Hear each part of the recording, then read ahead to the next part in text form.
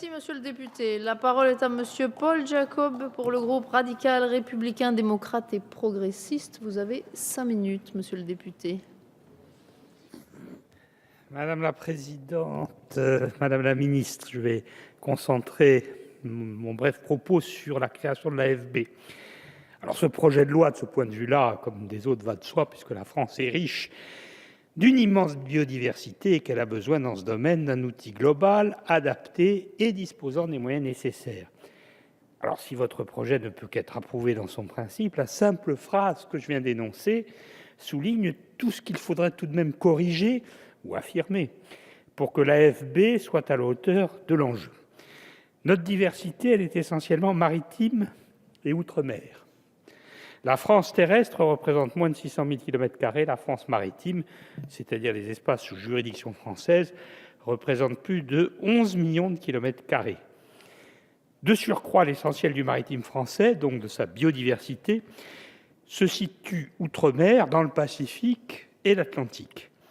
La Nouvelle-Calédonie a créé le parc naturel de la mer de Corail sur 1 300 000 km², ce qui en fait la plus grande aire marine protégée du monde. Et la Polynésie a un projet de grande ampleur de protection de la zone économique exclusive des îles Marquises. Les Antilles ne sont pas en reste dans les initiatives et les besoins dans ce domaine, à l'aune de la richesse de leur biodiversité. J'y insiste, car si la compétence, par exemple dans les pays d'outre-mer, pour établir ces protections et veiller à cette biodiversité est celle des gouvernements de Polynésie et de Nouvelle-Calédonie, il n'en demeure pas moins que la nouvelle agence devra inscrire dans ses priorités ces grandes aires marines protégées qui représentent à elles seules une partie prédominante de la biodiversité française.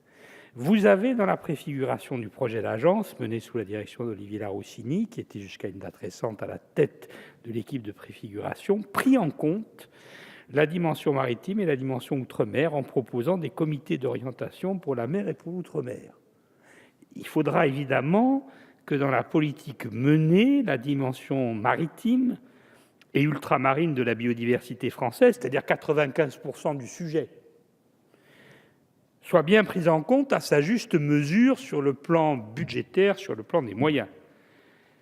Par ailleurs, et on peut le regretter, l'Agence française pour la biodiversité n'est pas globale, puisqu'elle n'inclut pas l'Office national de la chasse et de la faune sauvage, qui dispose pourtant de moyens de surveillance qui seraient bien utiles pour garantir le respect des règles édictées. Mais surtout, cette agence ne disposera pas des moyens nécessaires, et en tout cas aujourd'hui, nous constatons, en tout cas dans le domaine des parcs marins, que l'on crée des parcs marins de plus en plus théoriques. Il y a eu une première génération de parcs marins, sur le modèle de celui de la mer d'Iroise, qui dispose de moyens d'études et d'ingénierie, de moyens d'action et de surveillance sur le terrain. Il y a une seconde génération qui dispose de moyens réduits d'études et d'ingénierie, mais enfin, qui en a un peu, qui n'a aucun moyen d'action sur le terrain et se trouve généralement dépourvu de bateaux, ce qui est une lacune rédhibitoire pour un parc marin, malgré tout.